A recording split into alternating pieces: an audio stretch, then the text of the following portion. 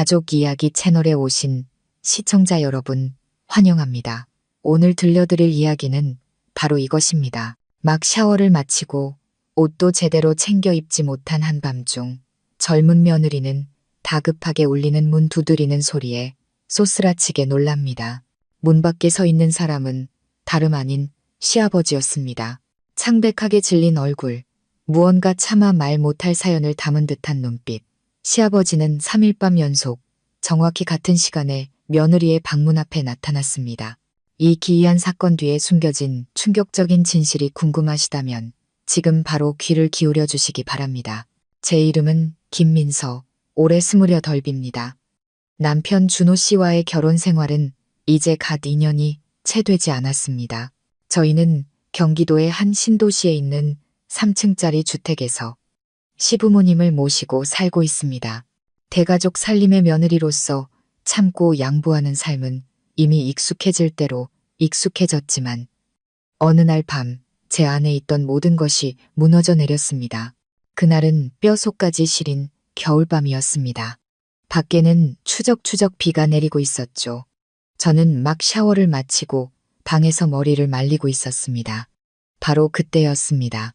똑똑똑 다급한 노크 소리가 울려 퍼졌습니다. 처음엔 남편인 줄 알았습니다. 그날 저녁 큰아버님 댁에서 송년회가 있어 늦게 들어온다고 했거든요. 하지만 제 등골을 오싹하게 만든 건 그 노크 소리가 밤 11시가 다 된 시간에 마치 겁에 질린 듯 다급하게 울렸다는 점입니다. 저는 몸에 목욕 가운을 두른 채 문으로 다가갔습니다. 문고리에 손을 올린 순간 밖에서 들려오는 목소리에 저는 그대로 얼어붙었습니다. 민서야, 나다, 아비다, 문 좀 열어라. 저는 그 자리에 얼어붙었습니다. 아버님이라니요. 아버님은 원래 엄하고 과묵한 분이셨습니다. 평소에는 식사는 했니? 나 오늘 준호 출근시켜줬니? 같은 의례적인 질문 외에는 저와 대화를 나누는 일도 거의 없었죠. 그런 아버님이 제 방문을 두드리신 적은 단 한 번도 없었습니다. 하물며 이렇게 한밤중에 말입니다. 심장이 쿵쾅거리기 시작했고 문고리를 잡은 손이 망설여졌습니다. 아버님, 무슨 일이세요? 저는 애써 침착하게 물었습니다. 하지만 바로 대답이 들려오지 않았습니다. 잠시 후 아버님은 나지막이 말씀하셨습니다. 문 열어라. 할 얘기가 있다. 저는 가운을 단단히 여미었습니다. 무언가 잘못되었다는 불길한 예감이 들었죠. 저는 문을 열지 않고 조심스럽게 말했습니다. 아버님, 문 너머로 말씀하셔도 괜찮아요. 제가 아직 옷을 다 챙겨 입지 못해서요. 또다시 침묵이 흘렀습니다. 노크 소리가 멎는가 싶더니 갑자기 누군가 나무벽을 세게 치는 듯한 쿵 소리가 울렸습니다. 민서야, 문 열어. 아버님의 목소리는 더 이상 부드럽지 않았습니다. 윽박지르는 듯한 말투였죠. 온몸이 차갑게 식고 가슴이 꽉 막히는 기분이었습니다. 도대체 무슨 일이 벌어지고 있는지 이해할 수 없었습니다. 왜 시아버지가 한밤중에 제 방 앞에 서서 명령조로 문을 열라고 강요하는 걸까요? 저는 몇 걸음 뒤로 물러서며 떨리는 손으로 휴대폰을 들었습니다. 남편에게 전화를 걸었지만 받지 않았습니다. 다시 걸어도 마찬가지였습니다. 숨이 가빠지기 시작했습니다. 밖에서는 시아버지의 발소리가 다시 들려왔습니다. 이번에는 좀 더 느릿했습니다. 그러다 이내 조용해졌습니다. 문에 귀를 대보니 더 이상 아무도 서 있지 않은 것 같았습니다. 하지만 차마 문을 열 용기는 나지 않았습니다. 저는 방 안의 모든 불을 켜고 책상으로 문을 막았습니다. 그날 밤 저는 한숨도 자지 못했습니다. 작은 소리 하나에도 심장이 철렁 내려앉았죠. 그저 빨리 아침이 오기만을 바랐습니다. 다음 날 아침 식탁에 내려갔습니다. 아버님은 제 맞은편에 앉아 계셨습니다. 아무 일도 없었다는 듯 태연하게 식사를 하셨죠. 어젯밤 일에 대한 언급도 이상한 눈빛도 전혀 없었습니다. 저는 순간 제가 헛것을 본 건 아닐까 의심하기 시작했습니다. 하지만 아니었습니다. 제 방문에는 분명 부딪힌 자국으로 인한 작은 흠집이 남아 있었고 저는 제가 미치지 않았다는 것을 똑똑히 알고 있었습니다. 남편이 돌아왔을 때 저는 모든 것을 털어놓았습니다. 남편은 놀라는가 싶더니 이내 어색하게 웃었습니다. 아버지가 술에 많이 취하셨나 보네. 어제 큰아버지랑 술을 좀 드셨거든. 너무 마음에 담아두지 마. 하지만 제 직감은 이게 단순히 술주정이 아니라고 말하고 있었습니다. 그리고 그 다음 날 밤, 문 밖에서 또다시 부스럭거리는 소리를 들었을 때 제 직감은 확신이 되었습니다. 저는 의심이 많거나 상상에 빠진 게 아니었습니다. 그날 밤 이후 저는 누구에게도 말 못할 보이지 않는 공포 속에서 살기 시작했습니다. 남편 준호 씨는 제 말을 전혀 심각하게 받아들이지 않았습니다. 여전히 제가 과민 반응한다고 생각했죠. 시아버님은 마치 그날 밤이 존재하지 않았던 것처럼 저를 대하셨습니다. 하지만 저는 잊을 수 없었습니다. 저는 만일의 사태에 대비해 휴대폰을 항상 머리맡에 두고 충전하기 시작했습니다. 그리고 매일 밤 문을 굳게 잠그고 불을 끄기 전에 최소 3번 이상 잠금 장치를 확인했습니다. 그 다음날 저녁 남편은 또 외출했습니다. 이번에는 동창 모임이 있어 늦을 거라고 했습니다. 저는 아무 말 없이 고개를 끄덕였지만 마음속은 불안으로 가득했습니다. 곧 무슨 일이 터질 것만 같은 예감이 들었죠. 밤 11시쯤 막 잠이 들려던 순간이었습니다. 달칵, 달칵. 누군가 문고리를 돌리는 소리였습니다. 저는 벌떡 일어났습니다. 온몸에서 식은땀이 흘렀습니다. 시계를 보니 밤 10시 53분. 저는 소리치지도 누구냐고 묻지도 않았습니다. 조용히 아주 조심스럽게 책상으로 다가갔습니다. 그곳에는 제가 미리 준비해둔 초소형 카메라가 있었습니다.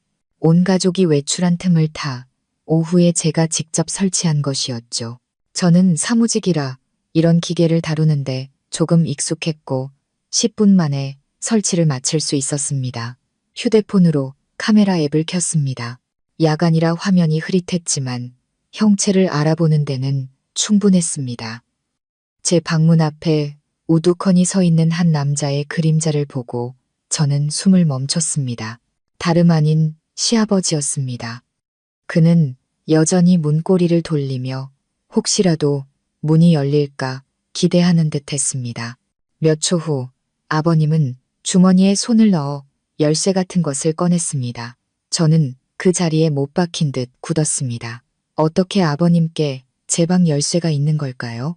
결혼하고 이 방을 쓸 때 남편은 우리 부부만 쓰는 공간이라 아무도 열쇠가 없다고 했습니다. 이사 오기 전에 남편이 직접 자물쇠를 가는 것도 봤습니다. 그런데 왜 시아버님께 열쇠가 있는 걸까요? 저는 공포에 휩싸여 손을 벌벌 떨었습니다. 뒤로 물러서다 하마터면 휴대폰을 떨어뜨릴 뻔했습니다. 다리에 감각이 없는 것 같았고 머릿속에는 이제 어떡하지? 라는 생각만 맴돌았습니다. 저는 즉시 휴대폰으로 카메라 화면을 녹화해 증거를 남겼습니다. 그리고는 책상으로 달려가 스피커로 음악을 아주 크게 틀었습니다. 제가 깨어있다는 것을 알리려는 듯 음악 소리가 방 전체에 울려 퍼졌습니다. 약 30초 후 다시 화면을 확인했습니다. 시아버지는 사라지고 없었습니다. 어디로 가셨는지는 모르지만 제가 조심하지 않았다면 정말 끔찍한 일이 벌어졌을 거라는 확신이 들었습니다. 다음 날 아침 저는 여전히 심장이 두근거리는 채로 아침 식사를 했습니다. 몰래 아버님을 관찰했습니다. 여전히 무표정하고 근엄한 얼굴이었지만 저를 스쳐 지나가는 그의 눈빛이 평소보다 빨랐고 순간적으로 움찔하는 기색을 느꼈습니다. 저는 아무렇지 않은 척했지만 이제는 행동해야 할 때라는 것을 알았습니다. 그날 오후 집에 저 혼자 있을 때 저는 방문 자물쇠를 확인했습니다. 나사를 풀고 안을 들여다본 순간 심장이 멎는 것 같았습니다. 제 방 자물쇠는 이중홈 구조로 자물쇠를 교체하지 않고도 보조 열쇠를 만들 수 있는 종류였습니다. 그리고 더 중요한 것은 자물쇠 가장자리에 아주 새로운 긁힌 자국이 있었다는 점입니다. 누군가 최근에 열쇠를 꽂아보거나 열려고 시도했다는 증거였죠. 저는 어찌할 바를 몰라 남편에게 전화했습니다. 남편은 또 제가 망상에 빠졌다고 말했습니다. 시어머니께 말씀드리자니 명확한 증거도 없이 오히려 저를 의심하고 몰아세울까 두려웠습니다. 저는 문 안쪽에 안전고리를 하나 더 달기로 결심했습니다. 밤에 걸어 잠그면 방 안에서만 열 수 있는 쇠로 된 고리였죠. 그리고 카메라 영상은 구글 드라이브에 백업하고 비공개로 설정해 두었습니다. 만약 제게 무슨 일이 생긴다면 누군가는 진실을 알아주길 바랐습니다. 세 번째 밤, 저는 감히 잠을 잘 수 없었습니다. 수면등을 환하게 켜고 휴대폰을 손에 꼭 쥐었습니다. 11시가 막 지났을 때 또다시 발소리가 들려왔습니다. 아주 가벼운 소리였지만 저는 단번에 아버님이라는 것을 알아차렸습니다. 카메라를 확인하니 시아버지가 또 문 앞에 서 있었습니다. 이번에는 문고리를 돌리지 않았습니다. 그저 오랫동안 거의 3분 가까이 가만히 서 있기만 했습니다. 그러다 몸을 숙여 문틈으로 안을 엿보는 것처럼 귀를 기울였습니다. 저는 휴대폰을 켜고 통화하는 척했습니다. 여보세요? 아직 안 들어왔어? 응, 나 아직 안 자. 응, 5분만 더 기다릴게. 그 말이 끝나자마자 아버님의 그림자가 움찔하며 뒤로 물러서더니 등을 돌려 가버렸습니다. 저는 한숨을 내쉬었지만 이번에는 두려움만 느낀 게 아니었습니다. 분노가 치밀어 올랐습니다. 저는 침묵했습니다. 참았습니다. 아버님의 체면을 지켜드렸습니다. 하지만 아버님은 멈출 생각이 없어 보였습니다. 저는 내일 증거와 함께 모든 것을 남편에게 털어놓기로 결심했습니다. 다음 날 아침 저는 아주 일찍 일어났습니다. 어젯밤 잠을 설친 탓에 시간이 흐르는 매 순간이 고통스러웠고 어서 날이 밝아 남편에게 모든 것을 말하기만을 기다렸습니다. 남편은 새벽 2시가 다 되어 집에 돌아왔습니다. 술 냄새를 풀풀 풍기며 비틀거리다 침대에 쓰러져 죽은 듯이 잠들었습니다. 저는 그를 원망하지도 깨우지도 않았습니다. 제가 찍은 영상을 볼 때는 완전히 맨정신이어야 한다고 생각했습니다. 아침 9시쯤 남편이 잠에서 깼습니다. 눈을 뜨자마자 머리가 아프다며 중얼거리더니 창가에 앉아 빨갛게 충혈된 눈으로 휴대폰을 들고 있는 저를 보고는 살짝 놀라는 눈치였습니다. 일찍 일어났네. 왜 이렇게 얼굴이 헬쑥해? 저는 대답 없이 남편을 오랫동안 쳐다보기만 했습니다. 머릿속에서는 시아버지의 체면을 한 번 더 지켜줘야 할지 아니면 모든 것을 털어놓아야 할지 갈등이 일었습니다. 하지만 어젯밤 문틈에 바짝 붙어 있던 그 눈빛, 마치 내 방에서 사생활이라는 권리를 완전히 박탈당한 듯한 감시받는 느낌을 떠올리자 결심이 섰습니다. 저는 차갑게 숨을 내쉬며 말했습니다. 준호 씨, 내가 찍은 영상이 있어. 당신이 좀 봤으면 좋겠어. 그는 미간을 찌푸리며 자리에서 일어났습니다. 뭔데 그렇게 심각해? 저는 영상을 틀었습니다. 손안의 휴대폰이 미세하게 떨렸습니다. 저는 시아버지가 방문 앞에 서서 열쇠를 자물쇠에 넣으려는 장면으로 화면을 넘겼습니다. 그가 문틈에 바짝 몸을 숙이고 마치 나무 판자 결을 하나하나 훑는 듯한 그 눈빛은 다시 볼 때마다 소름이 끼쳤습니다. 영상이 재생되는 동안 저는 남편에게서 눈을 떼지 않았습니다. 그의 표정은 처음에는 호기심에서 당혹감으로 그리고 마침내 공허함으로 변해갔습니다. 몇 초간의 침묵 끝에 준호 씨는 갑자기 마른 웃음을 터뜨렸습니다. 당신 누구 감시하려고 카메라 설치한 거야? 저는 어이가 없었습니다. 누굴 감시한 게 아냐. 불안해서 설치한 거야. 안 보여? 당신 아버지가 한밤중에 우리 방 앞에 서 있잖아. 문을 열려고 하잖아. 이게 정상적인 일이라고 생각해. 그는 팔짱을 끼며 의심 가득한 목소리로 나지막이 말했습니다. 아버지가 당신한테 뭘 시키려고 했을 수도 있잖아. 아니면 방을 착각하셨을 수도 있고. 저는 눈을 부릅떴습니다. 방을 착각해? 사흘밤 연속으로 준호 씨는 입을 다물었습니다. 그러다 갑자기 손을 뻗어 제 손에서 휴대폰을 낚아채 영상을 꺼버렸습니다. 어쨌든 그만하는 게 좋겠어. 당신 지금 너무 예민하게 구는 거야. 명확한 것도 없잖아. 이 일 크게 만들 생각이야. 온 집안을 발칵 뒤집어 놓을 거냐고. 저는 망연자실했습니다. 그가 아버지를 편드는 것 때문이 아니었습니다. 그건 어느 정도 예상했던 일이니까요. 하지만 사실을 외면하는 그의 방식은 마치 제가 두 명의 무심한 사람을 상대하고 있는 듯한 기분을 들게 했습니다. 이상한 행동을 하는 시아버지와 아내를 보호하는 대신 침묵을 선택한 남편.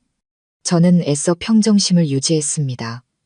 그럼 그냥 넘어가자는 거야? 아무 일도 없었던 것처럼. 그는 일어나 곧장 화장실로 향했습니다. 당신 마음대로 생각해. 하지만 소란 피우지 마. 우리 아버지는 체면을 아주 중요하게 생각하는 분이야. 당신이 이런 얘기 떠벌리고 다니면 무슨 일이 일어날지 몰라. 화장실 문이 쾅 하고 닫혔습니다. 저는 의자에 주저앉았습니다. 막을 새도 없이 눈물이 흘러내렸습니다. 이제 알겠습니다. 남편은 제 편이 되어주지 않을 것이고 저는 이제 혼자였습니다. 그날 아침 내내 저는 누구와도 말을 섞지 않았습니다. 인터넷에서 사생활 침해, 집안에서의 카메라 촬영, 그리고 비슷한 사례들에 대한 모든 정보를 찾아봤습니다. 읽으면 읽을수록 속이 답답해졌습니다. 시아버지, 시아주버니, 시동생 등 남편의 가족에게 사생활을 침해당하거나 위협, 심지어 폭행까지 당하고도 대부분 묵살당한 여성들이 적지 않았습니다. 저는 다음 피해자가 되고 싶지 않았습니다. 저는 영상에서 캡처한 사진들을 인화하기로 결심했습니다. 날짜와 시간이 명확히 나오도록 프레임을 잘라 서류 봉투에 따로 보관했습니다. 그리고 변호사인 친구에게 영상 사본을 이메일로 보내며 메모를 남겼습니다. 지연아, 만약 나한테 무슨 일이 생기면 이게 네가 알아야 할 모든 거야. 저녁 식사 시간, 집안의 공기는 그 어느 때보다 무겁게 가라앉았습니다. 저는 여전히 무표정한 얼굴로 식사를 했습니다. 시아버지는 이따금 저를 힐끗 쳐다봤습니다. 그의 눈빛은 더 이상 평소처럼 근엄하지 않았고 무언가를 캐묻는 듯 했습니다. 저는 더 이상 피하지 않고 그를 똑바로 쳐다봤습니다. 더는 두렵지 않았습니다. 제가 움츠러들면 그들이 저를 짓밟을 것이라는 걸 알았습니다. 그날 밤 저는 문을 굳게 잠그고 안전고리까지 걸었습니다. 그리고 휴대폰으로 유튜브 라이브 스트리밍을 켰지만 비공개로 설정했습니다. 문 앞에서 일어나는 모든 움직임이 실시간으로 삭제할 수 없게 기록되길 바랐습니다. 밤 12시가 가까워질 무렵 익숙한 발소리가 다시 들려왔습니다. 하지만 이번에는 혼자가 아니었습니다. 카메라를 켠 저는 제 눈을 의심했습니다. 시아버지가 시어머니와 함께 문 앞에 서 있었습니다. 그리고 어머님은 아버님 귀에 대고 무언가 속삭이고 있었습니다. 저는 휴대폰을 귀에 바싹 대고 볼륨을 높였지만 무슨 말인지는 들리지 않았습니다. 그러나 잠시 후 어머님이 가볍게 문을 3번 두드렸습니다. 저는 망연자실했습니다. 대체 무슨 일이 벌어지고 있는 걸까요? 제가 반응하기도 전에 어머님의 목소리가 문 밖에서 들려왔습니다. 부드럽고 상냥한 목소리였습니다. 아가, 문 좀 열어주렴. 할 얘기가 있어서 그래. 저는 숨을 죽인 채 몸이 굳어버렸습니다. 쥐 죽은 듯 고요한 한밤중 방문 밖에서 들려오는 시어머니의 목소리는 공포로 움츠러든 제 심장을 도려내는 날카로운 칼날 같았습니다. 아가, 문 좀 열어주렴. 어머니랑 얘기 좀 하자. 저는 굳게 잠긴 문고리 옆에서 가볍게 떨리는 손을 한 채 꼼짝도 하지 않았습니다. 카메라는 계속 돌아가고 있었습니다. 시아버지는 시야에서 사라졌지만 그가 복도나 계단 근처 어딘가에 있다는 것을 알 수 있었습니다. 시어머니는 제가 갓 시집 왔을 때 저를 달래던 그 부자연스러운 상냥함으로 이상할 정도로 다정하게 굴고 있었습니다. 저는 심호흡을 했습니다. 어머님, 저 지금 옷 갈아입고 있어서요. 잠시만 기다려주세요. 시간을 벌어야 했습니다. 대처하기 위해 침착함을 유지해야 했습니다. 괜찮다. 기다릴 수 있어. 그냥 잠깐 얘기 좀 하자는 거니까. 어머님은 여전히 인내심을 보였지만 목소리는 이전보다 조금 낮아져 있었습니다. 더 이상 부드럽기만 한 톤이 아니었죠. 저는 옷장을 여러 긴 외투를 걸쳤습니다. 휴대폰은 주머니에 넣어두었고 녹음과 녹화 기능은 모두 켜져 있었습니다. 저는 천천히 안전고리를 풀었습니다. 심장이 미친 듯이 뛰었습니다.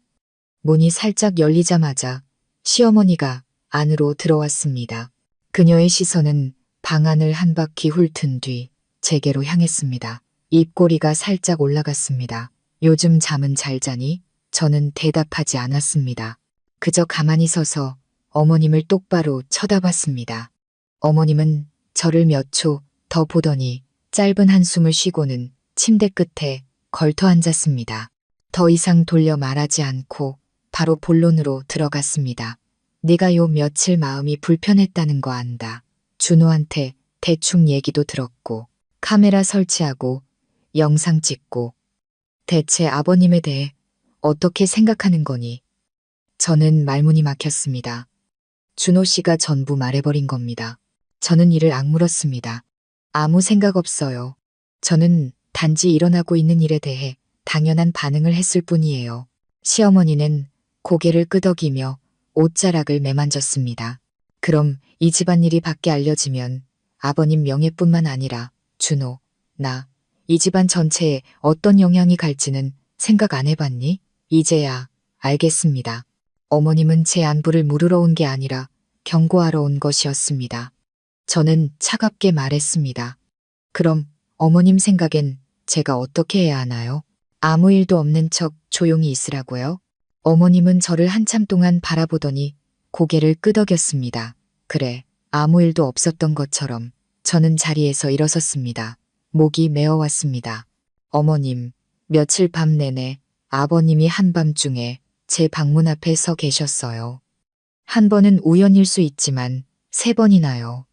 그게 작은 일이라고요. 어머님은 대답 대신 고개를 돌렸습니다. 잠시 후 그녀는 나지막이 말했습니다. 네가 이해 못하는 사정이 있단다. 내 아버님, 평생을 반듯하게 살아오신 분이야. 그런데 2년 전에 가벼운 뇌졸중을 앓으신 후로 가끔 정신이 온전치 못할 때가 있어. 내가 그동안 얼마나 마음고생을 했는지 모른다. 저는 걸음을 멈췄습니다. 뇌졸중이라니 처음 듣는 이야기였습니다. 어머님은 말을 이었습니다. 아버님은 아무도, 특히 준호가 이 사실을 알길 원치 않으셔. 당신이 약해 보이고 자식들 앞에서 체면이 깎이는 걸 두려워하시거든. 그래서 가끔 잠결에 몽유병처럼 돌아다니시거나 한밤중에 깨서 여기가 어딘지 헷갈려 하시기도 해. 아마 너를 나나 아니면 예전에 간병해주던 간호사로 착각하셨을 수도 있어. 노인네들 정신이 그렇잖니. 이해하지. 저는 믿고 싶었습니다. 정말로 믿고 싶었습니다.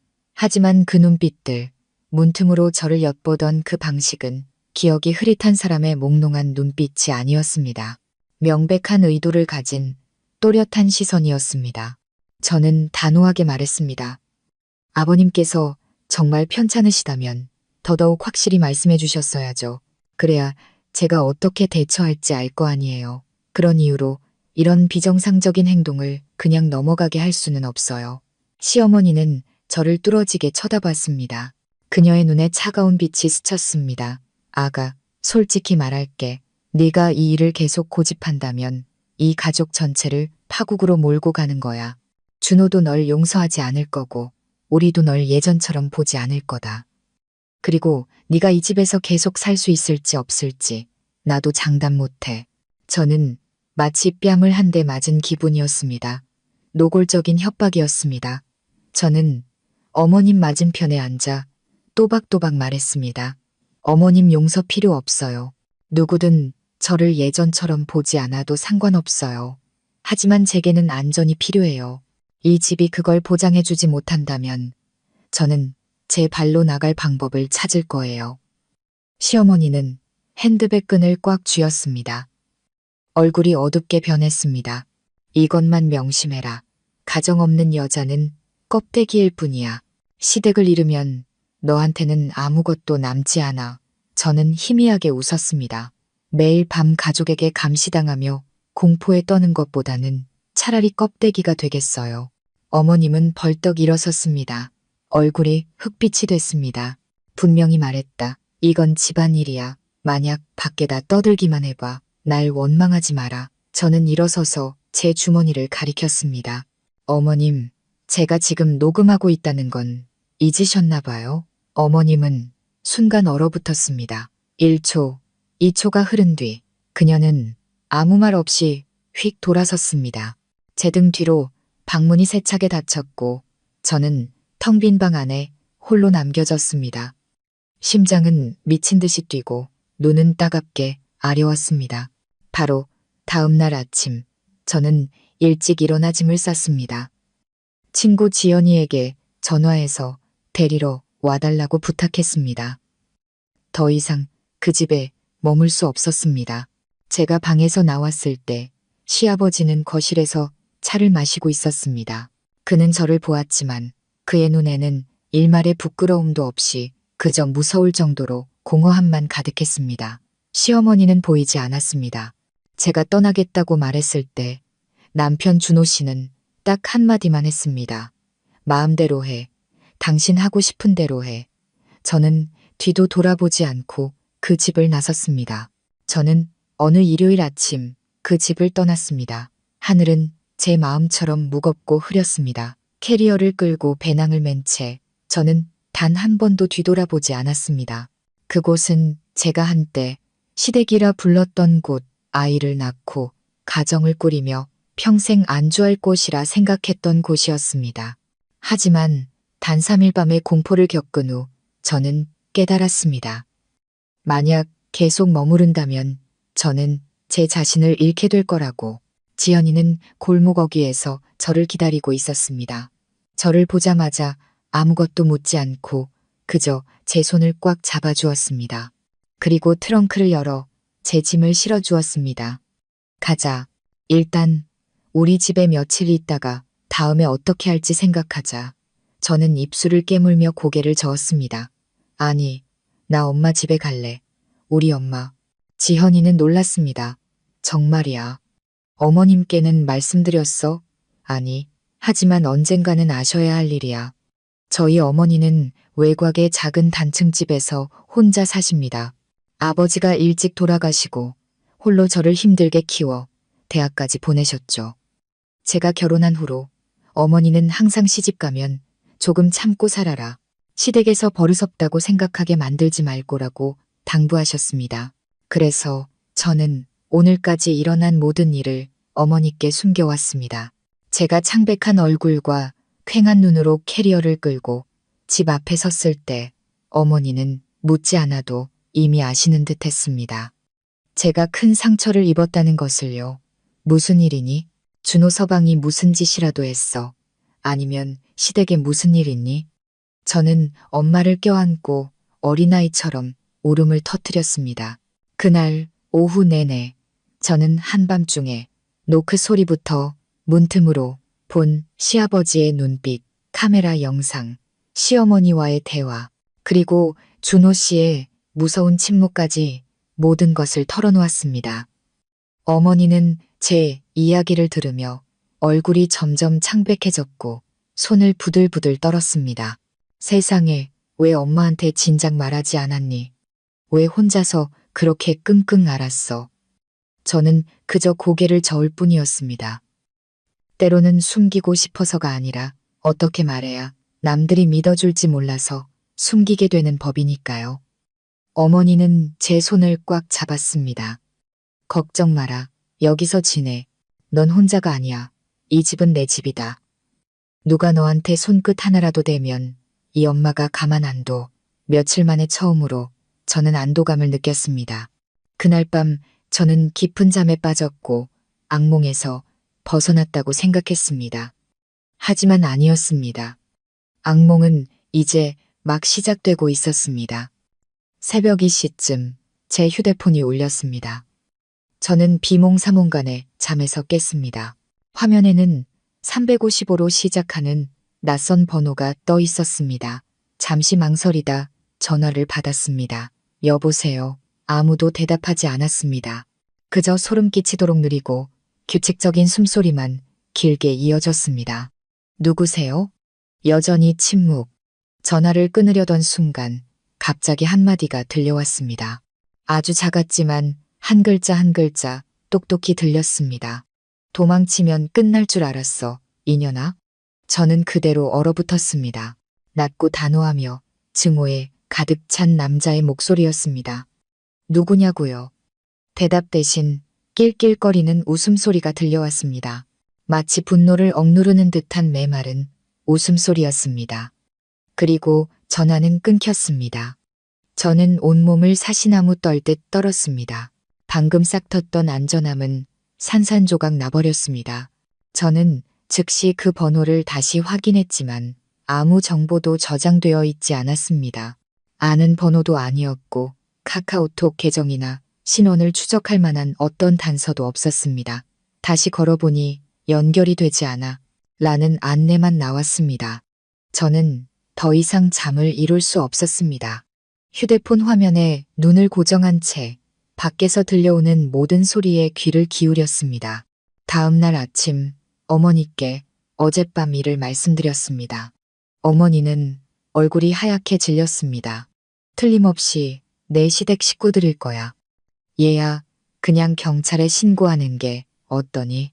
저는 고개를 저었습니다. 증거도 없고 직접적인 협박도 아니었습니다. 그리고 시댁 전체와 법적으로 맞설 용기도 아직은 없었습니다.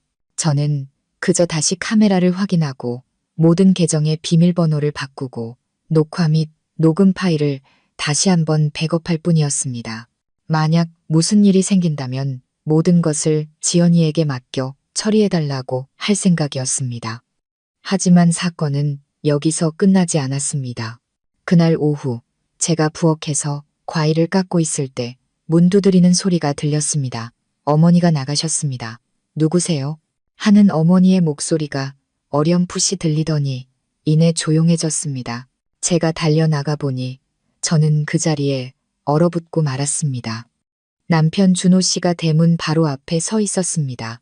구겨진 셔츠, 잠을 못 자 퀭한 눈, 손에는 서류 봉투와 과일 바구니를 들고 있었습니다. 당신 데리러 왔어. 저는 터져나오려는 감정을 억누르며 손을 꽉 쥐었습니다. 데리러 와. 당신이? 미안해. 당신 화난 거 알아. 내가 당신을 믿지 않았던 거 잘못했어. 하지만 이제는 알아. 어머니도 아버지를 감쌌다는 거 인정하셨어. 어머니도 오랫동안 압박을 받으셨대. 일이 이렇게까지 심각한 줄은 몰랐어. 저는 그를 쳐다봤습니다. 한때는 익숙했던 얼굴이 이제는 너무나 낯설게 느껴졌습니다. 그렇게 말하면 끝이야. 자물쇠도 바꾸고 분가도 할게. 내가 당신을 지켜주겠다고 약속할게. 이번 한 번만 날 믿어주면 안 될까? 저는 어머니를 쳐다봤습니다. 어머니는 팽팽한 활시위처럼 굳은 얼굴로 서 계셨습니다. 저는 다시 준호 씨를 보며 말했습니다. 날 믿게 하고 싶으면 말보다 더 많은 걸 해야 해. 당신 부모님과 맞설 용기는 있어? 준호 씨는 바로 대답하지 못했습니다. 1초, 2초, 3초가 흘렀습니다. 그리고 그는 조용히 고개를 숙였습니다. 시간이 필요해. 저는 그가 이해되면서도 이미 답을 알 것 같았습니다. 그럼 돌아가. 당신이 정말 내 편에 설 용기가 생겼을 때 그때 다시 와. 그게 아니면 여기서 끝내자. 준호 씨는 그 자리에 얼어붙은 듯 서 있었습니다. 잠시 후 그는 아무 말 없이 돌아섰습니다. 저는 대문을 닫았습니다. 가슴이 찢어질 듯 아팠지만 이번에는 눈물 한 방울 흘리지 않았습니다. 남편을 만난 지 사흘 후 저는 거의 집 밖으로 나가지 않았습니다. 그 며칠 동안 집을 청소하고 어머니를 돌보고 온라인으로 일을 하며 그리고 무엇보다 기다렸습니다. 준호 씨가 돌아오기를 기다린 게 아니었습니다. 더 끔찍한 무언가를 기다리고 있었습니다.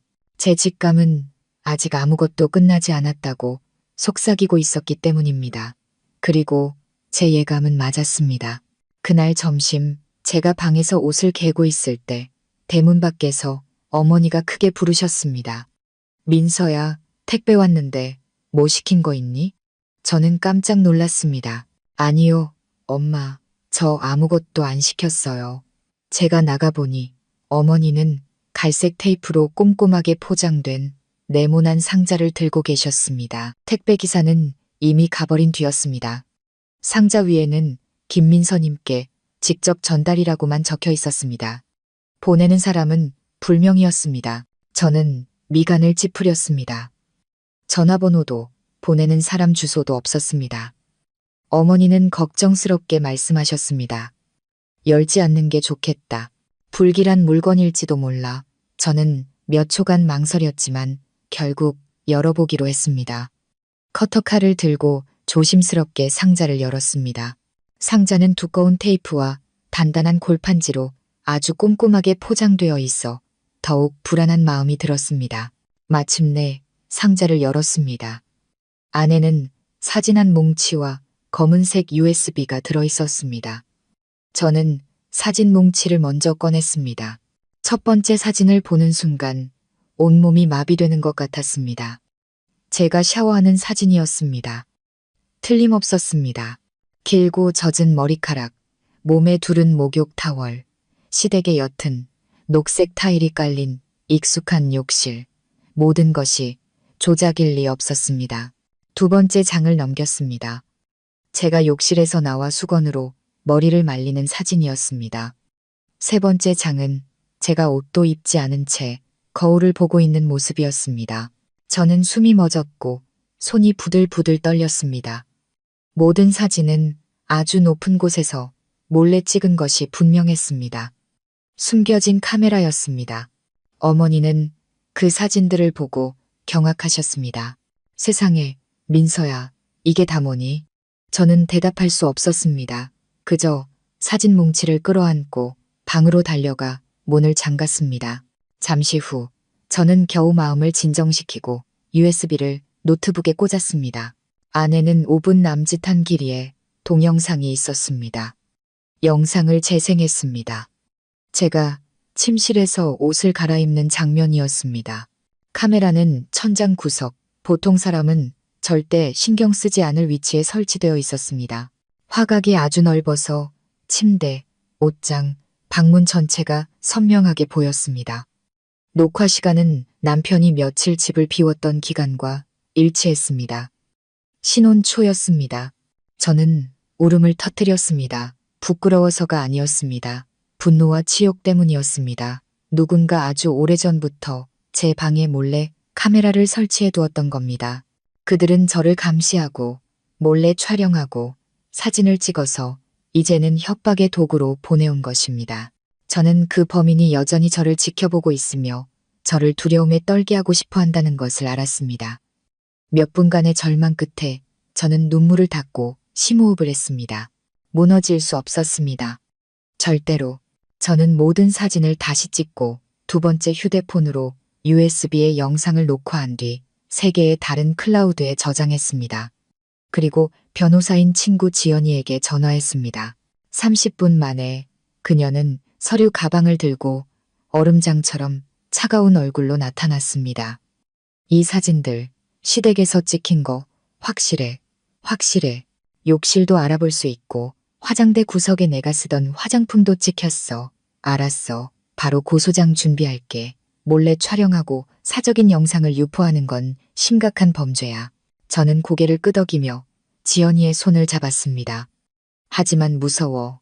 이걸 보낸 사람이 더 심한 걸 가지고 있을까봐. 지연이는 제 눈을 똑바로 쳐다봤습니다. 그럴수록 더 빨리 처리해야 해. 망설일수록 놈들은 더 기고만장해질 거야. 저는 입술을 깨물고 고개를 끄덕였습니다. 하지만 이를 크게 버리기 전에 한 가지 시험해보고 싶은 게 있어. 그날 밤 저는 준호 씨에게 전화했습니다. 그의 목소리는 지치고 쉬어 있었습니다. 여보세요? 민서예요. 당신 집 욕실에서 찍힌 제 몰카 사진이 담긴 소포를 받았어요. 전화기 너머로 침묵이 흘렀습니다. 제가 말을 이었습니다. 누가 보냈는지는 모르겠지만 만약 제가 그 사람을 찾아냈는데 당신 집 식구라면 절대로 용서하지 않을 거예요. 준호 씨는 당황했습니다. 무슨 소리야? 무슨 사진? 당신도 알잖아요. 그 카메라는 저절로 천장에 달리지 않았을 거예요. 민서야, 진정해. 나는 정말 이 일에 대해 아무것도 몰라. 정말이야. 날 믿어줘. 내일 오전 10시 예전에 가던 카페에서 따로 만나요. 저는 전화를 끊었습니다. 다음 날 아침 저는 약속 시간보다 15분 일찍 카페에 도착해 가장 안쪽 자리에 앉았습니다. 준호 씨는 정시에 나타났습니다. 지친 기색이 역력했고 눈빛은 극도로 혼란스러워 보였습니다. 저는 그의 앞에 제가 샤워하는 모습이 담긴 인화된 사진 한 장을 놓았습니다. 그는 사진을 보고 몸을 떨었습니다. 이게 어떻게 된 거야? 다시 물을게요. 우리 방에 카메라 설치한 적 있어요? 아니, 절대로 없어. 그럼 누가 한 거죠? 그는 입술을 깨물며 더듬거렸습니다. 아버지가, 아니면 어머니가, 아니면 일하는 사람이. 저는 그를 뚫어지게 쳐다보다가 휴대폰을 꺼내 시아버지가 방문 밖에 우두커니 서서 열쇠 같은 것을 들고 있는 영상을 틀어주었습니다. 준호 씨는 할 말을 잃었습니다. 저는 낮은 목소리로 말했습니다. 약속은 필요 없어요. 행동이 필요해요. 이 결혼을 지키고 싶다면 저와 함께 진실을 밝혀내야 해요. 만약 또다시 침묵을 선택한다면 다시는 전화하지 마세요. 준호 씨는 사진을 쥔 채 얼굴이 하얗게 질렸습니다. 저는 일어나 뒤도 돌아보지 않고 카페를 나섰습니다. 그날 만남 이후 저는 준호 씨와 더 이상 연락하지 않았습니다. 이번에도 그가 지난번처럼 포기할 거라고 생각했습니다. 희망을 가졌다가 실망하기를 반복했었죠. 저는 이미 준호 씨를 과거의 사람으로 여길 준비를 하고 있었습니다. 하지만 이번에 그는 사라지지 않았습니다. 바로 다음 날 밤 11시 그에게서 문자가 왔습니다. 미안해. 하지만 당신이 이걸 봐야 해. 첨부된 것은 1분 남짓한 길이의 동영상이었습니다. 저는 의심 가득한 마음으로 영상을 열었습니다. 시아버지의 서재에 숨겨진 카메라였습니다. 벽 한쪽 구석에서 아주 은밀하게 촬영된 듯한 구도였습니다. 영상 속에서 시아버지는 책상 앞에 앉아 아래쪽에 작은 서랍을 열더니 수많은 USB와 메모리 카드가 담긴 비닐 봉지를 꺼냈습니다. 저는 숨을 죽였습니다. 그는 노트북을 켜고 USB 하나를 꽂았습니다. 컴퓨터 화면에는 욕실, 침실, 민서자료, 클로즈업, 숨겨진 각도 같은 폴더들이 나타났습니다. 저는 제 눈을 믿을 수 없었습니다. 폴더 이름은 소름 끼칠 정도로 노골적이고 구체적이었습니다. 이것은 충동적인 행동이나 정신이 혼미한 사람의 짓이 아니었습니다. 체계적인 저장고, 전문적인 스토커의 소행이었습니다. 영상 끝부분에 준호 씨는 카메라를 자신에게로 돌렸습니다. 떨리는 목소리가 들려왔습니다. 맹세할게. 난 정말 이런 게 있는 줄 몰랐어. 당신을 믿지 않았던 거 정말 미안해. 이제 내 눈으로 똑똑히 봤어. 우리 아버지가 카메라를 설치한 장본인이었어. 당신이 막 시집왔을 때부터 저는 의자에 주저앉아 두 손으로 머리를 감쌌습니다. 눈물이 터져 나왔습니다. 더 이상 두려워서가 아니었습니다. 분노 때문이었습니다. 한 집에서 살았던 그 수많은 날들, 저에게 안부를 묻고 한 식탁에서 밥을 먹으며 저를 며느리라고 불렀던 그가 뒤에서는 저를 사냥감처럼 몰래 촬영하고 있었던 겁니다. 저는 즉시 변호사인 친구 지연이에게 전화했습니다. 그 영상 나한테 보내. 원본 추출해서 내일 당장 고소장 접수해야겠어. 이 사건 세상에 알려야 해. 다음 날 아침 저는 지연이와 함께 관할 경찰서로 향했습니다. 우리는 카메라 불법 설치, 몰래 촬영, 협박, 민감한 사진 전송, 그리고 불법 촬영물 소지 및 유포 가능성까지 모든 사실을 진술했습니다. 지연이는 베테랑 변호사답게 관련 법조항을 명확히 인용하며 논리적으로 설명했습니다. 정보통신망법, 성폭력 처벌법 등 이것은 더 이상 민사적인 침해가 아니라 사생활 침해와 불법 촬영물 유포에 해당하는 명백한 범죄였습니다. 수사관은 진지한 태도로 서류를 접수하며 말했습니다. 즉시 전담팀을 꾸려 수사에 착수하겠습니다. 신고 내용이 사실이라면 엄중하게 처벌될 것입니다. 저는 고개를 끄덕였습니다. 마음은 여전히 무거웠지만 적어도 이제는 혼자가 아니었습니다. 일주일 후 저는 경찰로부터 전화를 받았습니다. 이 씨의 방에서 압수한 장비들과 이준호 씨가 제공한 USB를 분석했습니다. 확인 결과 가족 내 여성 구성원들을 몰래 촬영한 영상이 60여 개 발견되었으며 특히 신고인에게 집중되어 있었습니다. 저는 망연자실했습니다. 그중 일부는 해외 불법 사이트에 업로드된 흔적도 있습니다. 다행히 널리 퍼지지는 않았습니다. 심장이 나락으로 떨어지는 기분이었습니다. 그럼 그 사람은 어떻게 처벌받나요? 현재 긴급 체포하여 구속 수사 중입니다. 수사 결과 혐의가 충분히 입증되면 성폭력 처벌법 위반 혐의로 기소될 것이며 징역형에 처해질 수 있습니다. 저는 조용히 앉아 있었습니다. 마침내 정의가 목소리를 내기 시작한 것입니다.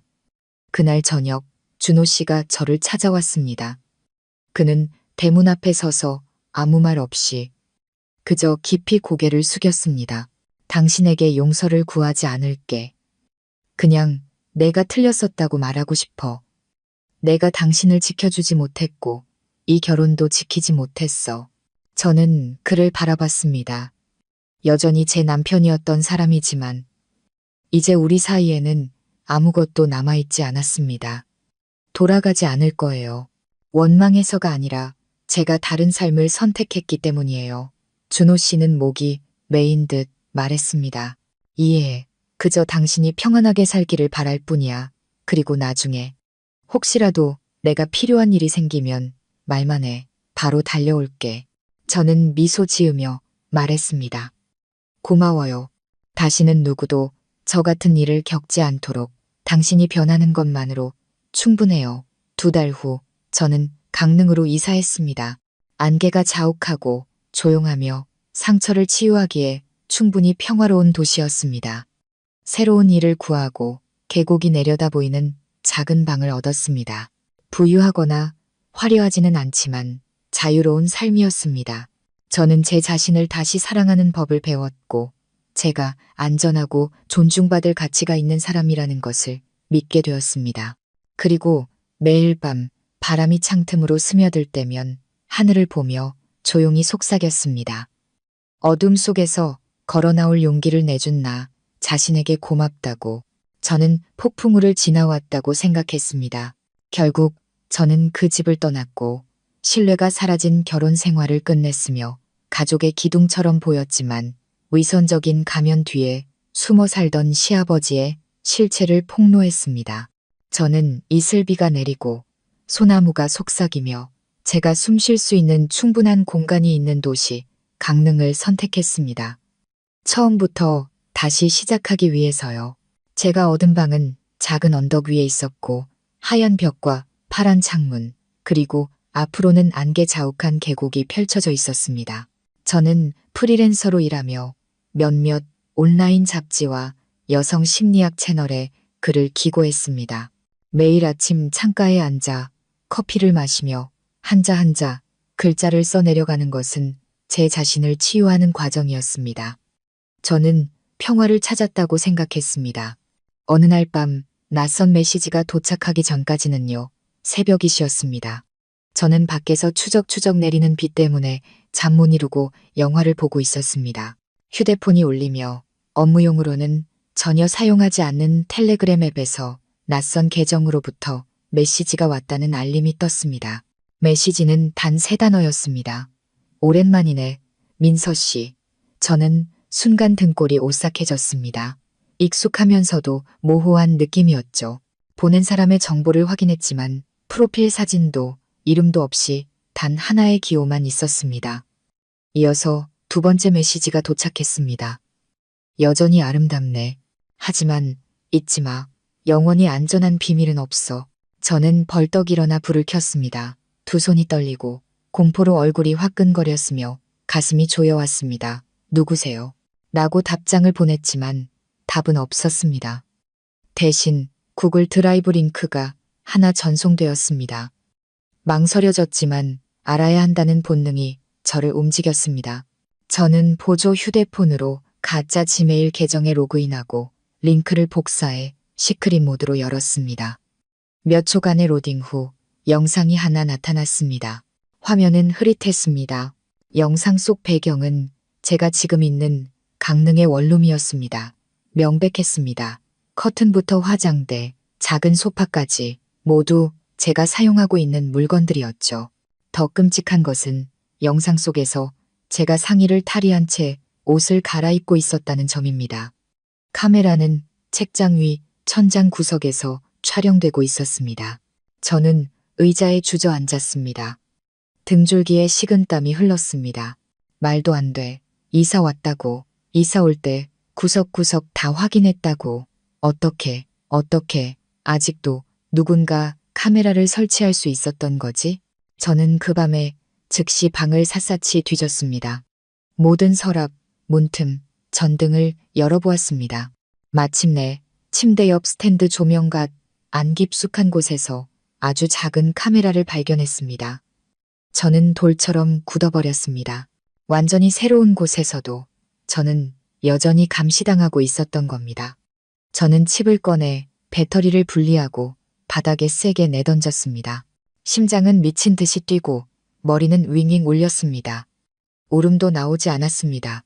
뼈 속까지 파고드는 분노만이 느껴졌습니다. 다음 날 아침 저는 급히 서울로 돌아가 지연이를 만났습니다. 새로운 영상, 강릉에서 찍힌 거 확실해?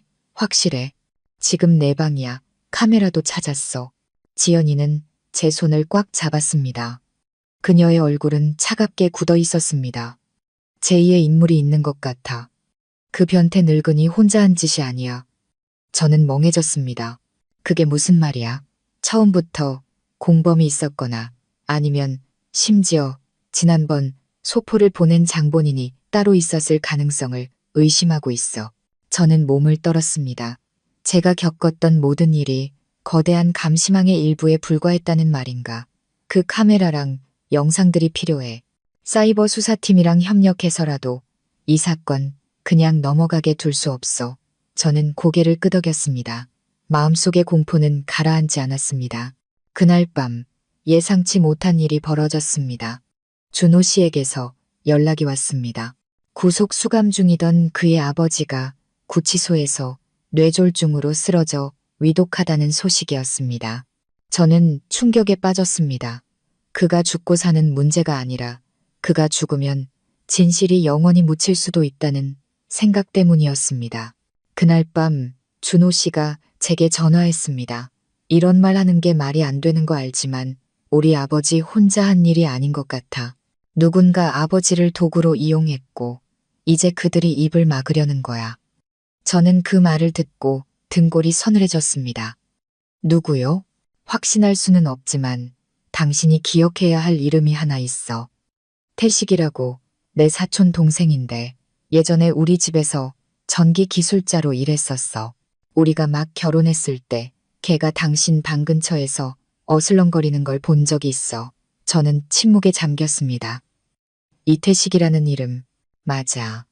언젠가 집에서 전등을 갈 때 마르고 음흉한 얼굴을 한 젊은 남자가 저를 힐끔힐끔 쳐다보던 것을 본 기억이 났습니다. 그때는 그저 기술자라고만 생각했는데 설마 그 사람 지금 어디 있어요? 고향을 떠났어. 어디로 갔는지 아무도 몰라. 심장이 차갑게 식었습니다. 저는 고개를 들어 지연이를 보았습니다. 그녀는 모든 통화를 듣고 있었습니다. 새로운 사건으로 서류를 만들게. 배우를 추적해야지. SNS, IP, 전자지갑, 뭐든 뒤지면 나오게 되어 있어. 저는 입술이 굳은 채 고개를 끄덕였습니다. 이 싸움은 아직 끝나지 않았습니다. 준호 씨와의 통화 후 저는 넋이 나간 사람 같았습니다. 태식이라는 이름, 단 한 번도 의심해 본 적 없던 그 사촌 동생이 이제는 제가 시댁에서 보냈던 어두운 날들 전체를 뒤덮는 거대한 그림자가 되었습니다. 그리고 저를 더 소름 끼치게 만든 것은 제 직감이 이미 그에 대해 경고했었다는 사실입니다. 저는 똑똑히 기억합니다. 야근 때문에 늦게 퇴근해서 샤워를 한 날이었습니다. 욕실에서 나왔을 때 저는 우연히 태식이 3층 복도를 지나가는 것을 봤습니다. 3층에는 저와 준호 씨의 방밖에 없었습니다. 그는 마치 전선을 점검하는 척했지만 그 눈빛에 담긴 병적인 욕망은 숨기지 못했습니다. 그때 저는 그를 그저 시골 출신의 전기 기술자라고만 생각했습니다. 그가 바로 카메라를 설치한 범인일 줄은 꿈에도 몰랐습니다. 지연이는 본격적인 조사에 착수했습니다. 그녀는 사이버 보안 전문가인 친구에게 연락해 제게 영상과 사진, 협박 메시지를 보냈던 익명 계정들의 IP 추적을 부탁했습니다. 3일 후 결과가 나왔습니다. 익명 계정 중 하나가 경기도의 한 PC방 IP를 사용한 것으로 확인되었습니다. 접속자는 VPN을 사용했지만 제 강릉 원룸 영상이 전송된 날 새벽 2시 그 PC방 카메라 데이터에 따르면 짧은 머리를 한 검은 5세 청년이 시스템상 IP와 정확히 일치하는 14번 컴퓨터에 앉아 있었습니다. 저는 카메라 캡처 사진을 보내달라고 요청했습니다. 사진이 화면에 떴을 때 저는 거의 쓰러질 뻔했습니다. 그였습니다. 태식이었습니다. 사진은 옆모습이었지만 비뚤어진 인매, 눈 밑의 점, 약간 구부정한 자세까지 모두 제 옛집에 나타났던 그와 일치했습니다. 저를 형수님이라 부르고 아침마다 인사를 건네고 제 방에 전등을 갈아주었던 그 태식. 그가 바로 저를 몰래 촬영하고 민감한 사진을 유포하며 시아버지의 변태적인 행각을 도운 공범이었던 겁니다. 피가 거꾸로 솟았습니다. 용서할 수 없었습니다. 무슨 수를 써서라도 그를 빗독으로 끌어내야 했습니다. 바로 그날 오후 지연이는 저를 대신해 영상, 사진, PC방 정보, 대조 사진, 그리고 텔레그램 협박 메시지 등 모든 증거를 첨부하여 형사 고소장을 제출했습니다. 제가 거주하는 관할 경찰서는 서류를 접수하고 이 사건이 조직적이고 체계적인 범죄의 정황이 있어 형사과와 공조할 것이라고 통보했습니다. 조직이라는 단어를 듣고 저는 몸서리를 쳤습니다. 설마 피해자가 저 혼자가 아니란 말인가?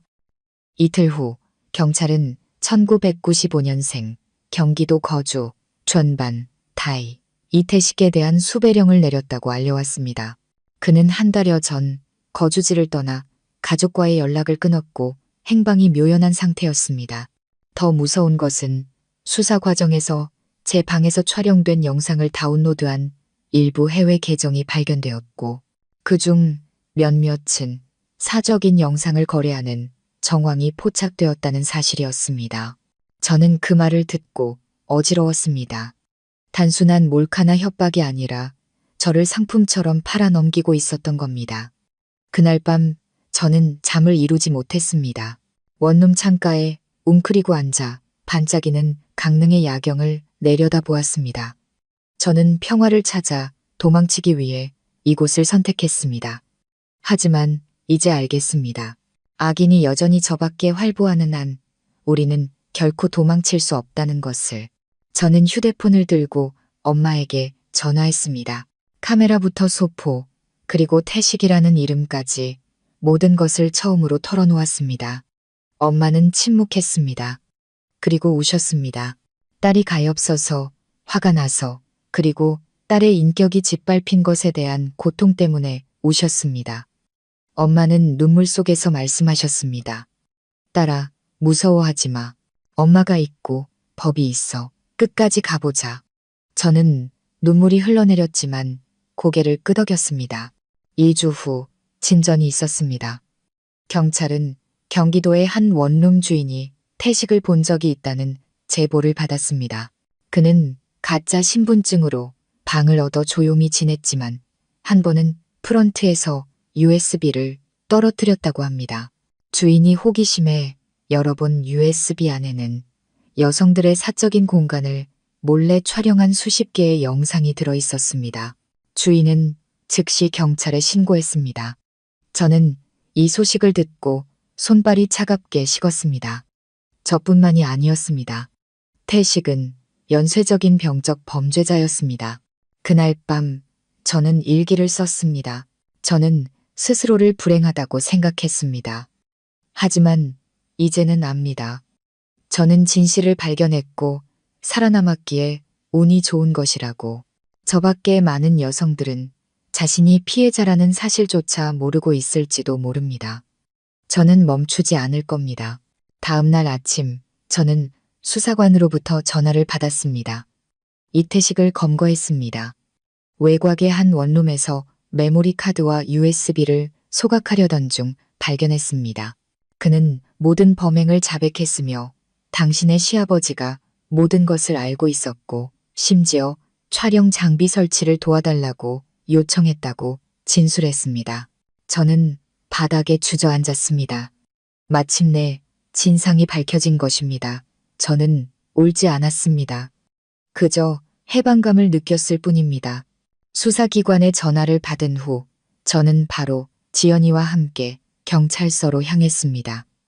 다리가 후들거렸지만 마음속에서는 불길이 치솟았습니다. 어떤 이야기를 듣게 될지는 몰랐지만 저는 반드시 마주해야 한다고 확신했습니다. 신문하기 위해서가 아니라 이 모든 것을 끝내기 위해서였습니다. 제가 민원실로 들어서자 수사관이 저를 옆에 있는 밀실로 안내했습니다. 방음 벽, 켜져 있는 녹화 장비, 그들은 저를 일방향 거울 뒤에 앉게 했습니다. 거울 너머는 태식이 신문 받고 있는 조사실이었습니다. 저는 제 눈을 믿을 수 없었습니다. 그는 바싹 마르고 머리는 덥수룩했으며 눈은 충혈되고 퀭했습니다. 하지만 그런 초라한 모습 속에서도 그가 카메라를 쳐다보는 눈빛은 소름 끼치도록 차가웠습니다. 수사관이 물었습니다. 언제부터 몰래 촬영하기 시작했습니까?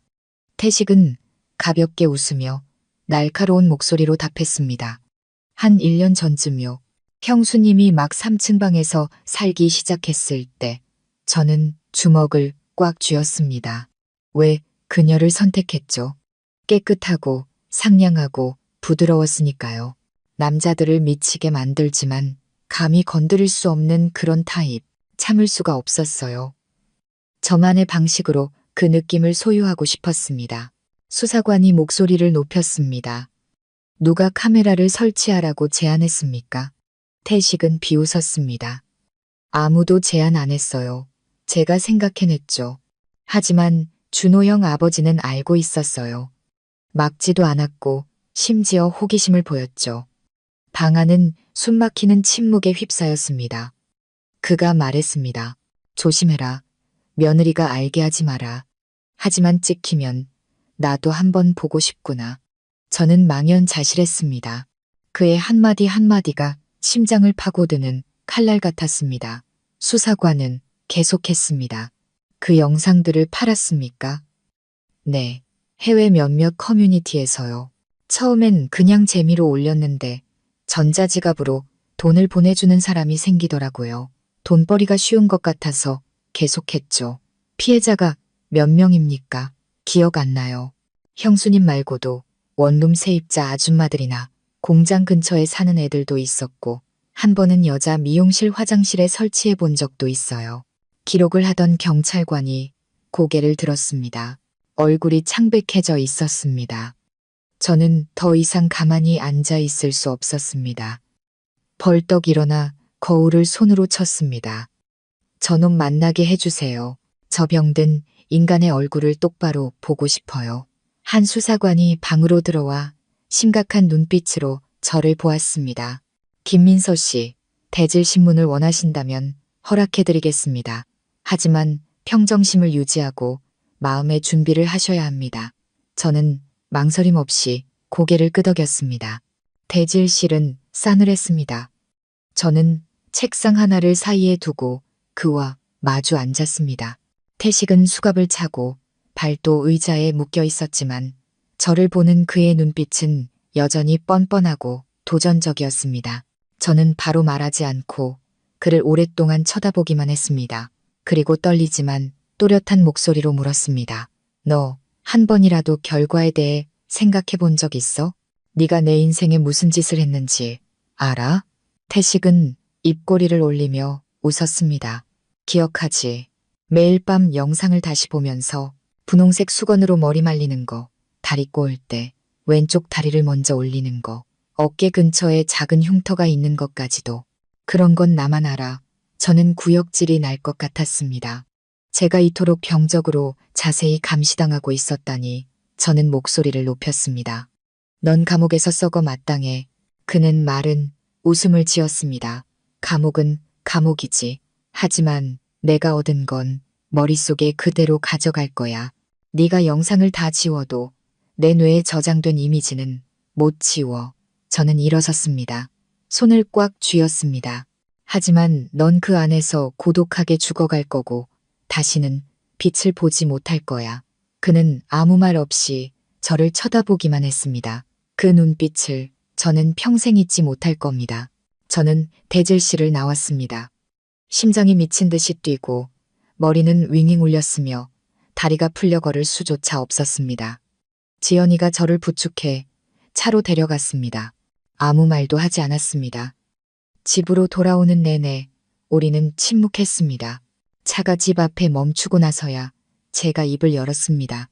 있잖아, 지연아. 난 걔가 무섭지 않아. 내가 한때 침묵하고 참고 내가 너무 예민한가라고 생각했던 그 방식이 무서워. 바로 그것 때문에 모든 일이 이렇게까지 커진 거야. 지연이가 저를 안아주었습니다. 하지만 넌 이제 일어섰어.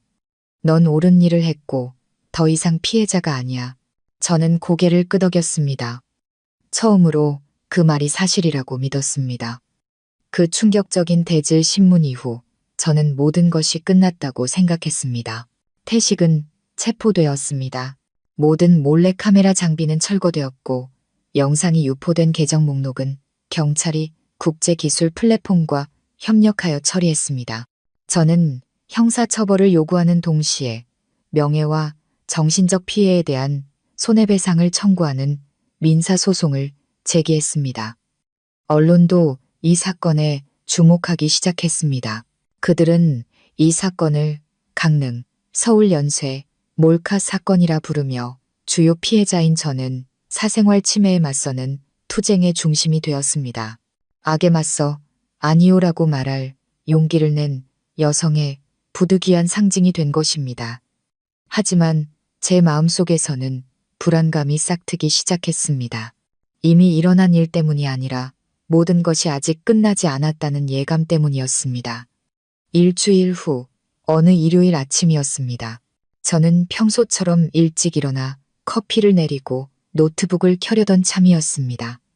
마당으로 나가자 대문 옆 작은 우편함이 뭔가 달라 보였습니다. 풀로 봉해진 편지 봉투 하나, 보내는 사람 이름도 주소도 없이 오직 민서 씨께 개인적인 편지라고만 적혀 있었습니다. 주위를 둘러보았지만 아무도 없었습니다. 길은 텅 비어 있었고 차 소리도 발소리도 들리지 않았습니다. 모든 것이 의심스러울 정도로 고요했습니다. 저는 편지를 들고 집으로 들어와 책상에 앉았습니다. 손이 약간 떨렸습니다. 마치 안에서 무언가 튀어나올 것처럼 커터칼로 조심스럽게 봉투를 열었습니다. 안에는 파란색 잉크로 쓴 손편지가 있었습니다. 단정하고 남성적인 글씨체였습니다. 민서 씨, 죄송합니다. 저는 침묵했고 외면했으며 보고도 못 본 척했습니다. 두려웠기 때문입니다. 그 사람에게 목숨 빚을 졌기 때문입니다. 하지만 이제 그가 잡혔으니 더는 침묵할 필요가 없다고 생각합니다. 이 모든 일의 배우는 태식이나 그 아버지만이 아닙니다. 태식에게 돈을 주고 이 일을 시킨 사람, 명령을 내린 사람이 있습니다. 그 사람 이름은 LKW. 어릴 적부터 족보에서 지워진 준호의 이복동생입니다. 이강우라는 자를 찾으세요. 아무도 믿지 마세요. 한때 후회했던 사람으로부터 저는 그 자리에 얼어붙었습니다. 이강우, 준호 씨의 이복동생. 준호 씨에게서 그런 이름을 들어본 적도, 그런 사람을 본 적도 없었습니다. 저는 그날 오후 바로 지연이를 찾아가 편지를 보여주었습니다. 그녀는 편지를 천천히 읽었고 눈빛이 점점 어두워졌습니다. 이거 진짜일까? 장난일 수도 있잖아. 아니, 그럴 리 없어. 이 글씨체에서 진심이 느껴져. 협박 편지가 아니라 고백이야. 지연이는 고개를 끄덕이고는 법원 행정처에서 일하는 친구에게 전화를 걸었습니다. 사흘 후 그들은 일반 조회 시스템에서는 숨겨져 있던 오래된 출생신고서 사본을 우리에게 보내주었습니다. 이름 이강우, 1993년생. 시아버지였던 이 씨의 혼외자. 저는 벼락을 맞은 기분이었습니다. 제가 살았던 그 집에서 저는 어둠 속에 숨어있는 또 다른 핏줄에게 감시당하고 있었던 겁니다. 지연이가 조사한 바에 따르면 이강우는 한때 부산에 살았고 보안 감시, 소프트웨어 분야에서 일한 경력이 있었습니다. 그는 1년여 전부터 SNS에서 자취를 감췄습니다. 하지만 가장 주목할 만한 점은 그가 전 여자친구를 몰래 촬영하고 금품을 갈취하려다 고소당했지만 피해자가 고소를 취하하면서 사건이 종결되었다는 사실이었습니다. 소름 끼쳐. 전문적인 놈이야. 지연이가 한숨을 쉬었습니다. 태식은 하수인에 불과해. 기기를 설치하고 유포하는 정도지. 하지만 기술에 능통하고 네트워크를 이해하며 심지어 IP를 숨기고 텔레그램과 드라이브를 사용하는 건 강우야. 그가 아직도 날 감시하고 있을까? 확신할 수는 없어. 하지만 아직 모습을 드러내지 않았다는 건 다른 공격을 준비하고 있거나 네가 방심하기를 기다리고 있다는 뜻일 수도 있어. 저는 머리를 감쌌습니다. 몇 번이나 벗어났다고 생각했지만 제가 한 번도 만난 적 없는 진짜 배우가 이 모든 범죄의 핵심골이었던 겁니다. 그리고 가장 끔찍한 사실은 제 전남편인 준호 씨조차 자신에게 이복동생이 있다는 사실을 모르고 있을 수 있다는 점이었습니다. 그날 밤 저는 준호 씨에게 전화했습니다. 이강우라는 이름을 언급하자 전화기 너머 그의 목소리가 떨렸습니다. 무슨 소리야, 그게? 증거가 있어요. 출생신고서도 고발 편지도. 당신은 이 일을 알아야만 해요. 아니, 아버지는 그런 이름 가진 사람에 대해 한 번도 말씀하신 적 없어. 저는 잠시 침묵하다 말했습니다. 당신이 모른다는 거 믿어요. 하지만 날 돕고 싶다면 함께 그를 찾아내요. 그렇지 않으면 나 혼자서라도 할 거예요. 내가 도울게. 처음으로 그의 목소리가 그렇게 단호하게 들렸습니다. 지연이와 저는 조사의 범위를 넓혔습니다. 우리는 태식에게 돈을 지불했던 금융거래 내역을 추적했습니다. LKW 건축이라는 낯선 이름의 전자지갑이 나타났습니다. 이강우와 일치하는 의심스러운 이니셜이었습니다. 우리는 계좌 동결을 요청하고 상급 수사기관의 사건을 이관해달라고 요청했습니다. 이 사건은 더 이상 개인의 범행이 아니었습니다. 가족, 조력자, 심지어 이시 성을 가진 숨겨진 인물까지 결탁된 정교한 몰래카메라 시스템이었습니다. 저는 제 손에 칼날이 어둠의 마지막 껍질에 닿았다는 것을 알았습니다. 그리고 이번에는 물러설 수 없었습니다. 익명의 편지를 받은 지 나흘 후 저는 계속해서 수동적으로 단서를 따라 배우를 추적하며 살아가게 될 거라고 생각했습니다. 하지만 그가 먼저 저를 찾아올 줄은 몰랐습니다. 그날 오후 강릉에는 비가 그치지 않았습니다. 제가 단골 카페에 앉아 있을 때 한 직원이 다가와 제 앞에 따뜻한 코코아 한 잔을 내려놓았습니다. 저는 미간을 찌푸렸습니다. 저 이거 안 시켰는데요. 8번 테이블 손님께서 보내셨어요. 오랜 친구분이라고 하시던데요. 고개를 돌려보니 창가 구석진 자리에 검은 코트를 입은 한 남자가 혼자 앉아 있었습니다. 그는 아무 감정 없이 눈도 깜빡이지 않고 저를 쳐다보고 있었습니다. 저는 마른 침을 삼켰습니다. 가슴이 돌덩이처럼 무거워졌습니다. 저도 모르게 주먹을 꽉 쥐었습니다. 저는 휴대폰을 꺼내 지현이에게 급히 문자를 보냈습니다. 그놈이 나타났어. 안개 카페 8번 테이블. 연락 대기해. 그리고 자리에서 일어나 그에게로 걸어갔습니다. 그는 저를 보고 미소 지었습니다. 바람처럼 희미한 미소였습니다. 민서 씨. 사진보다 실물이 더 예쁘네. 저는 대답 없이 자리에 앉았습니다. 그를 뚫어지게 쳐다봤습니다. 높은 광대, 각진 턱, 칼날처럼 날카로운 눈빛, 옅은 회색 눈동자. 그는 누가 봐도 유능한 IT 전문가처럼 보이는 차가운 지성미를 풍겼습니다. 저는 낮은 목소리로 말했습니다.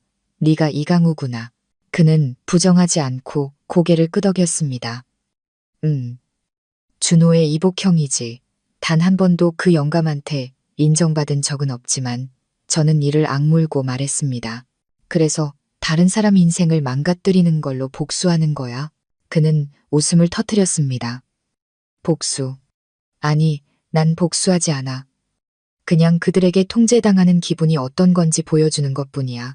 저는 그를 보며 분노로 온몸을 떨었습니다. 내 인생 이야기에서 나는 뭔데? 내 변태적인 쾌락을 만족시키기 위한 꼭두각시 연극배우? 그는 의자에 등을 기대고 팔짱을 꼈습니다. 아니, 넌 여주인공이야. 그 위선적인 가족의 가면을 벗겨내는 걸 도와준 사람이지. 저는 할 말을 잃었습니다. 그는 몰카 범죄보다 더 깊은 무언가를 이야기하고 있었습니다. 무슨 뜻이야? 그는 몸을 숙여 휴대폰을 열고 제 앞에 녹음 파일 하나를 재생했습니다. 시아버지의 목소리가 쉬어 있었습니다. 그놈이 내 아들인 건 안다. 하지만 이 집에서 다시는 그 이름 꺼내지 마라. 그놈은 오점이야. 혼의 자식이라고.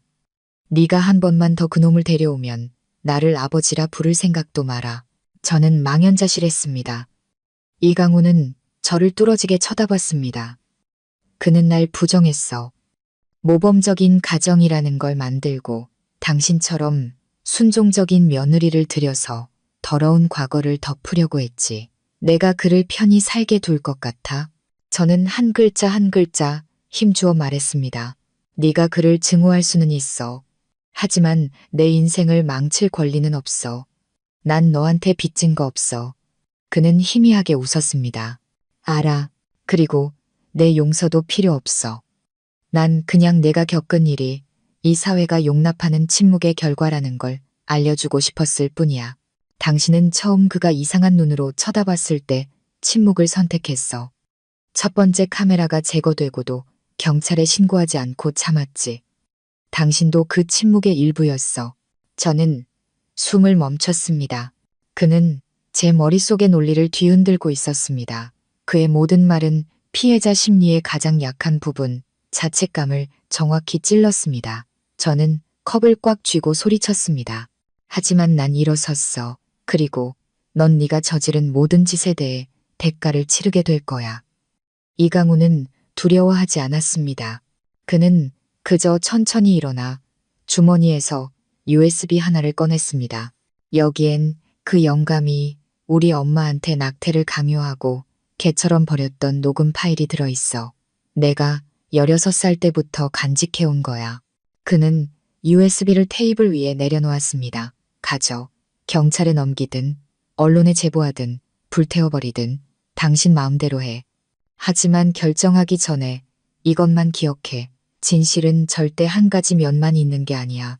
그리고 그는 등을 돌려 걸어갔습니다. 저는 그 자리에 미동도 없이 앉아 있었습니다. 그날 밤 저는 USB를 열었습니다. 그 녹음 파일 외에도 시아버지가 한 중년 남성으로부터 돈을 받으며 메모리 카드와 신혼 첫날 밤 영상에 대해 무언가 거래하는 모습이 담긴 영상 파일이 하나 더 있었습니다. 저는 울음을 터뜨렸습니다. 더 이상 공포가 아니었습니다. 겹겹이 쌓인 역겨운 진실 아래에 파묻힌 듯한 기분이었습니다. 그 가족, 제가 한때 보금자리라고 믿었던 그곳은 사실 피와 거짓으로 가득 찬 무대였습니다. 저는 모든 자료를 지연이에게 보냈습니다.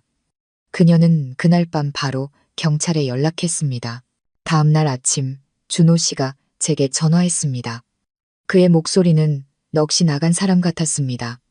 그 사람 만났구나. 네, 그리고 모든 걸 알게 됐어요. 그는 침묵하다가 목이 메인 듯 말했습니다.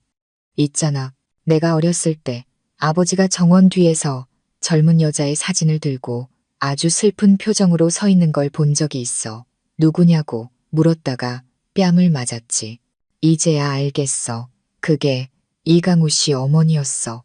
저는 아무 말도 하지 않았습니다. 그저 마음속에 또 다른 어둠이 피어오르는 것을 느꼈을 뿐입니다. 이강우가 체포된 지 한 달 후 사건의 모든 서류는 검찰로 송치되었습니다. 태식과 이강우는 사생활 침해, 불법 촬영물 유포, 금품 갈취, 그리고 조직적인 여성 몰카, 범죄 등 여러 심각한 혐의로 기소되었습니다. 시아버지 역시 뇌졸중 치료 후 범행 지시 및 공모 혐의로 추가 기소되었습니다. 이 사건은 언론을 통해 대대적으로 보도되었고 침묵 속에서 살아야 했던 가족의 체면을 지키기 위해 고통을 참아야 했던 가장 가깝다고 믿었던 사람들에게 학대당하며 조용히 고통받았던 수백만 명의 여성들에게 경종을 울리는 계기가 되었습니다. 저는 제 자신의 명예뿐만 아니라 저와 같은 상황에 처한 다른 여성들을 위해 목소리를 내기로 했습니다. 누구도 어둠 속에서 감시당하지 않고 누구도 자신의 집에서 공포에 떨며 살지 않는 사회를 위해서 말입니다. 모든 것이 끝난 후 저는 예전 도시로 돌아가지도 시댁이라 불렀던 그 집으로 돌아가지도 않았습니다. 저는 강릉에 남아 작은 북카페를 열고 여러 여성 사생활 보호단체와 협력하고 있습니다. 제 삶은 이제 완벽하지 않지만 저는 제가 진짜 삶을 살고 있고 숨쉬고 있으며 나 자신으로 그리고 안전하게 살고 있다는 것을 압니다. 오늘 이야기는 단순히 한 가정의 비극이 아니라 우리가 불에, 특히 여성의 사생활을 은밀하게 침해하는 행위에 직면했을 때 얼마나 깨어있고 용감하며 목소리를 내야 하는지에 대한 경종을 울립니다. 삶에는 사소해 보이지만 우리의 인격과 신뢰를 서서히 파괴하는 것들이 있습니다. 침묵은 때로 나약함이지만 때로는 가족이 가장 안전한 곳이라는 믿음에서 비롯되기도 합니다. 하지만 안타깝게도 바로 그 믿음 때문에 많은 사람들, 특히 여성들이 평생의 상처를 안고 살아가게 됩니다. 이 이야기에서 얻을 수 있는 교훈은 무엇일까요? 바로 깨어있는 삶을 살아야 한다는 것입니다. 무언가 잘못되었다고 느낄 때 자신의 직감을 믿으십시오. 자녀들, 특히 딸들에게는 상대가 누구든 어떤 위치에 있든 자신을 침해하는 행위에 대해서는 아니오라고 말할 수 있도록 가르쳐야 합니다. 오늘 이야기가 여러분에게 깊은 생각이나 감동을 주었다면 가족 이야기 채널을 구독해 주시고 영상에 좋아요를 눌러 저희 제작진을 응원해 주십시오. 그리고 아래 댓글로 여러분의 생각이나 느낌 혹은 개인적인 이야기를 공유해 주세요. 어쩌면 여러분의 나눔이 어둠 속에서 방황하는 다른 누군가에게 길을 비추는 등불이 될지도 모릅니다. 저희 채널과 항상 함께 해주시는 시청자 여러분께 감사드립니다. 부디 건강하고 평안하시고 언제나 즐겁고 굳건하게 진정한 자신으로 살아가시기를 바랍니다.